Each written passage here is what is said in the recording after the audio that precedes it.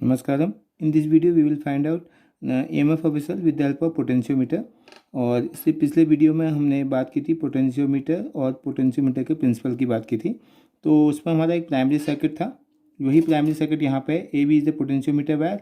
और इस potentiometer wire को हमने अगर एक एक्सिलरी सेल और ड्राइवर सेल के साथ अगर ऐड किया जाए और उसके सीरीज में एक रिहोस्टेट लगाया जाए और एक एमीटर और की को जोड़ दिया जाए तो ये जो पूरा सर्किट है इसको प्राइमरी सर्किट बोलते हैं। तो ए बी जो है वायर है, ये पोटेंशियोमीटर वायर है। इसका मतलब इसमें 4, 5, 6, 7 जितने भी वायर्स होंगे उतने मीटर लॉन्ग उतने वायर होंगे। तो ए बी जो वायर है, इस वायर की खास बात क्या है कि इसकी रेसिस्टिविटी हमें मालूम है, एरिया ऑफ क्रॉस सेक्शन हमारा ऑलमोस्ट कांस्टेंट है, वो भी हम कैलकुलेट कर सकते हैं। लेंथ हमारा हमें नोन है, तो इनडायरेक्टली हमें रेजिस्टेंस हमें नोन है, ये कह सकते हैं। तो या नॉन रेजिस्टेंस का एक वायर है ये है। तो जब हमारे पास इसका कुछ ना कुछ रेजिस्टेंस है और हमारे पास सेल है और इसमें रिहोस्टेट लगा है, इसके थ्रू कितनी वो करंट सप्लाई होगी इस वायर के through, I equal to E S upon R plus R H. अगर इंटरनल रेजिस्टेंस होता तो स्मॉल आर भी आ जाता। तो अगर ये रजिस्टर है, इसमें कुछ करंट फ्लो हो रही तो ऑब्वियसली इससे थ्रू करंट के थ्रू पोटेंशियल ड्रॉप भी होगा, क्योंकि करंट जो कभी कहाँ जाती है, हायर पोटेंशियल से लोअर पोटेंशियल पर जाती है। इसका मतलब ये हमेशा हायर पोटेंशियल वाले पार्ट पर होगा और बी टर्मिनल हमेशा लोअर पोटेंशियल पर होगा। मान लो इसके थ्रू जो पोटेंशियल ड्रॉप है वी है, तो वी को हम निकाल सकते हैं V equal to I R. अगर आई की वैल्यू यहाँ से यहाँ सब्स्टिट्यूट करेंगे तो V is directly proportional to L आता है। तो अगर इस प्रोपोर्शनलिटी साइन को हटाएं तो K equal to V upon L है। यही के को हम बोलते हैं पोटेंशियल ग्रेडियंट। पोटेंशियल ग्रेडियंट का सिग्निफिकेंस ये है कि पर यूनिट लेंथ में जितना भी ड्रॉप होगा वो उसी को हम क्या बोलेंगे, पोटेंशियल ग्रेडियंट बोलेंगे। इसका मतलब के की वैल्यू अगर हमें मालूम है, मान लो कहीं पे के की वैल्यू हमें दी है 0.11 है ना, वोल्ट पर मीटर है वैसे इसकी यूनिट, या वोल्ट पर सेंटीमीटर बोल सकते हैं। तो ये अगर के की वैल्यू हमें दी है तो इसका क्या मतलब है, इसका मतलब है कि 1 सेंटीमीटर में 0.1 वोल्ट की जो है का ड्रॉप हुआ है। तो अगर ये 10 सेंटीमीटर की बात करेंगे तो 10 सेंटीमीटर में एक वोल्टेज, मान लो ए से बी तक 10 वोल्ट है और हर एक 10 सेंटीमीटर में जैसे हम 10 सेंटीमीटर आगे आएंगे तो ड्रॉप कितना होगा, 1 वोल्ट। तो 10 वोल्ट था तो कितना हो गया, एक ड्रॉप हो गया। तो अब यहाँ से यहाँ कितना बचा, 9 वोल्ट।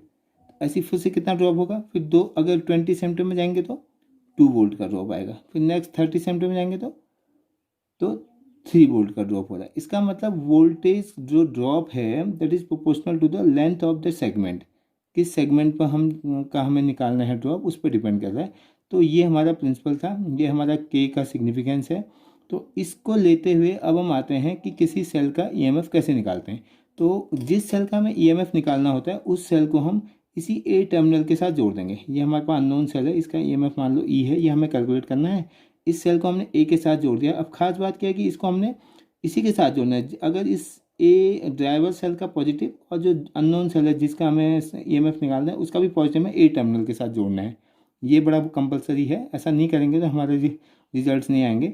और उसके नेगेटिव टर्मिनल को हमने सीरीज में गैल्वेनोमीटर के साथ जोड़ते हुए एक जॉकी लगा दी। जॉकी क्या है, एक स्लाइडिंग वायर है जो इस वायर जो वायर है उस वायर के साथ कांटेक्ट करेगा, मतलब कांटेक्ट में रहेगा और मूव करेगा। तो स्लाइडिंग कांटेक्ट है एक टाइप से। तो ये जॉकी है। तो इतना करने के बाद क्या होगा देखो, तो जैसे ही हमने इसको इसके साथ टच करेंगे तो कुछ ना कुछ गैल्वेनोमीटर के थ्रू डिफ्लेक्शन आएगा। और वो कैसे आ रहा है क्या आ रहा है उसकी बात करते हैं। तो ये हमारा जो ऊपर वाला पार्ट था ये हमारा प्राइमरी सर्किट है 1, और जो दूसरा वाला है ये सेकेंडरी सर्किट। तो प्राइमरी सर्किट की बात तो हमने पहले कर चुके हैं। तो सेकेंडरी सर्किट में आते हैं। अगर मैं कहीं पर सेकेंडरी सर्किट बनाऊँ खाली, तो ये मान लो ए बी वायर हमारा इसी सेकेंडरी सर्किट का ए और बी, ये हायर पोटेंशियल पे है, ये लोअर पोटेंशियल पे। हमेशा इस ए टर्मिनल के साथ हमने वो सेल लगा रखा है और इस सेल के सीरीज में हमारा गैल्वेनोमीटर है, ये हमारी बात होगी, और उसके साथ में जॉकी है। ठीक है। अब देखो ये हमारा जो वायर था ना ए से बी तक का, इसके थ्रू कुछ करंट फ्लो हो रही है और इसके थ्रू कुछ इसका रेजिस्टेंस है, तो इसके थ्रू पोटेंशियल ड्रॉप हो रहा है। और पोटेंशियल हमेशा ये हायर पोटेंशियल पे लोअर पोटेंशियल पे, ये बात हम बार बार कह रहे हैं। इसके कहने का मतलब है खाली वायर को देखें ना तो यहाँ पर वोल्टेज कुछ और है, यहाँ पे फिर ड्रॉप हो जा रही, फिर कुछ और आ जा रही, फिर ड्रॉप ड्रॉप ड्रॉप करते करते पोटेंशियल वेरी कर रहा है। तो इस टाइप के हम गौर से देखें तो ए बी जो वायर है ये एक टाइप से वेरिएबल पोटेंशियल की तरह काम कर रहा है। इसका पोटेंशियल वेरी करता जा रहा है जैसे जैसे हम चेंज करते हैं। तो और वो पोटेंशियल किस टाइप से, जो इसका पोटेंशियल है वो इज इक्वल टू के टाइम्स एक्स। मान लो एक्स वो डिस्टेंस पे गए तो इसकी वैल्यू है के टाइम्स एक्स, वेयर के इज़ द पोटेंशियल ग्रेडियंट जो हम पहले वो निकाल सकते हैं। तो के निकालने के लिए क्या था हमारे पास formula, K equal to V upon L हमें पता ही है। इसके अलावा हम I into R upon L भी कर सकते हैं। आर की वैल्यू सब्स्टिट्यूट करें, आई की वैल्यू सब्स्टिट्यूट करें तो और भी चीज़ें आगे आ सकती हैं। तो के अगर नोन है तो के नोन होने की वजह से V is directly proportional to X है। मतलब जैसे एक्स बढ़ेगा तो अगर मैं इस साइड जाऊँगा तो एक्स बढ़ जाएगा, एक्स बढ़ेगा तो वी बढ़ जाएगा, मतलब ड्रॉप बढ़ जाएगा। इस साइड आऊँगा तो एक्स की वैल्यू कम हो जा रही तो वी की वैल्यू कम हो जा रही। तो V is directly proportional to X है।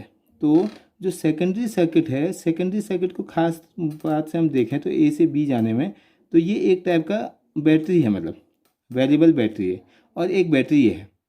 तो ये जो वेरिएबल बैटरी है, अगर इसको अगर रफली देखें, इसको इस वे में भी समझ सकते हैं हम। अगर इसको मैं बैटरी मान लूँ थोड़ी देर के लिए, और ये वेरिएबल बैटरी है और इस वेरिएबल बैटरी का पोटेंशियल है वी इक्वल टू के एक्स, क्योंकि एक्स वेरिएबल है ना। और यहाँ से यहाँ तक का ही है जहाँ तक का हमारा वो सिलेक्शन है। और एक बैटरी ये है, मतलब सेल है ईएमएफ। और अब ये है तो इसके थ्रू करंट फ्लो हो रही है या कैसे हो रहा है वो हम देखते हैं अभी। तो अगर इस पर किरचॉफ लॉ लगाएं, किरचॉफ लॉ लगाएंगे तो इसमें कुछ ना कुछ बनेगा। देखो अगर मैं किरचॉफ लॉ लगाएं ऐसे इस इक्वेशन में देखूं, तो अगर इसमें किरचॉफ लॉ लगाएंगे तो नेट ईएमएफ क्या होगा इस सिस्टम का, नेट ईएमएफ क्या होगा अगर मैं ऐसे जाऊँगा तो इस पर किरचॉफ का सेकंड लॉ लगाएंगे तो देखो नेट ईएमएफ इक्वल टू,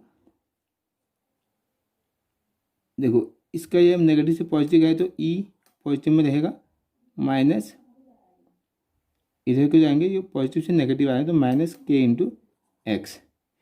ये हमारे पास है नेट ईएमएफ इस सेकेंडरी लूप में।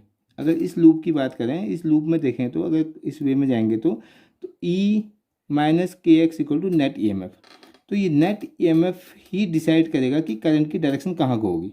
अगर इसकी वैल्यू पॉजिटिव आएगी तो इसका मतलब ई डोमिनेटिंग है, सेल डोमिनेटिंग है, सेल डोमिनेटिंग होगी तो करंट की डायरेक्शन ऐसे फ्लो होगी। अगर के एक्स डोमिनेटिंग होगा तो के एक्स की डायरेक्शन जैसे होगी ऐसे करंट फ्लो होगी। ठीक है, तो इसको समझते हैं ये कैसे होगा। तो अब हम आते हैं इस पॉइंट पे। तो जैसे हमने मान लो जॉकी यहाँ पे लगाई थी, जैसे हमने इसको लगाया जॉकी यहाँ पे लगाया था, तो इसके कॉरस्पॉन्डिंग हमें पता है कि नेट ईएमएफ क्या है, ई माइनस के एक्स। ये हमारे पास क्या है, नेट ईएमएफ है इस लूप में। और ये हमारे पास एक वेरिएबल बैटरी की तरह है, हम पहले बोल दिया है।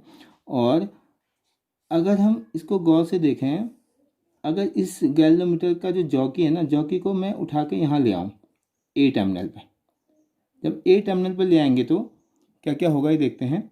ए टर्मिनल पर लाएंगे तो क्या होगा, पहली बात तो एक्स की वैल्यू क्या होगी, जीरो। जब हम ए पर टच कर देंगे तो ये एक्स क्या है हमारे पास, जीरो है। एक्स की वैल्यू जीरो होगी तो जो हमारा नेट ईएमएफ है कितना हो जाएगा, एक्स की वैल्यू जीरो का मतलब ई हो जाएगा विच इज पॉजिटिव। ई होने का मतलब, और ये पॉजिटिव भी होगा। तो पॉजिटिव होने का क्या मतलब है, पॉजिटिव होने का मतलब है करंट की डायरेक्शन वैसी जाएगी जैसे हमने सब्स्टिट्यूट की थी। जो हमारा लूप था ऐसे था तो करंट ऐसे फ्लो होगी, तो ऐसे फ्लो होगी तो करंट ऐसे जाते जाते जाते इस वाले आर्म से होते इधर को आएगी। जब इधर को आएगी तो जो गैल्वेनोमीटर है, तो गैल्वेनोमीटर में हमारा पूरा और डिफ्लेक्शन किस टाइप से आएगा, ये हमारा जीरो है गैल्वेनोमीटर का, उसका डिफ्लेक्शन इस टाइप से आ जाएगा। ठीक हो गया, इस पर कोई डाउट नहीं है। अब हम आते हैं, मान लो हमने थोड़ी सी लेंथ इसकी बढ़ा दी, जो हमारा ये पॉइंट था इसको थोड़ा सा आगे बढ़ाया हमने। तो एक्स की वैल्यू अब है कुछ लेंथ है, मान लो एक्स की वैल्यू हमने ले ली L1 कर दिया थोड़ी देर के लिए। अब एक्स की वैल्यू L1 होने का मतलब के की वैल्यू L1 करेंगे तो ई माइनस समथिंग, ये जो नेट ईएमएफ है, नेट ईएमएफ कितना होगा,